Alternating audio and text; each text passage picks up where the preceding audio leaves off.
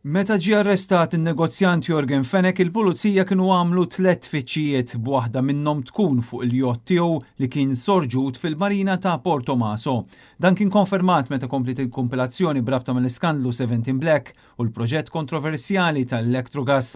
Fil-qorti sar magħruf li l-investigaturi wettqu tfittxijiet separati fi 3 postijiet, mhux biss fuq il-jott ta' Yorgen Fenech, iżda anke fir-residenza li kellu f'Porto Maso u f'uffiċċju li kien juża fit-Torri. Ir-rejd kien sar fl-20 ta' Novembru fl-eqqel tal-kriżi politika għall gvern Laburista. F'dawn it-tfittxijiet il-pulizija kienu sabu dokumenti, mobiles kif ukoll 7,000 euro fi flus kontanti. Dan apparti li ġie elevat laptop mill-jott ta' Fenech. Dakinhar meta l-pulizija daħlu fl-uffiċċju tiegħu, il-kontrollur finanzjarju ta' Thomas Group kien qallhom li Yorgen Fenech irriżenja minn shareholder tal-kumpanija. F'dan l-iskandlu tal-Electrogas, Fenech qed jaffaċċja akkużi serjissimi flimkien ma' Keach Kembri u Konrad Mizzi.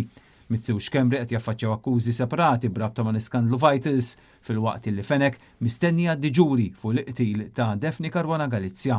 Dan il-każ ta' 17 Black se jkompli fil-qorti fl-14 ta' Mejju li ġej.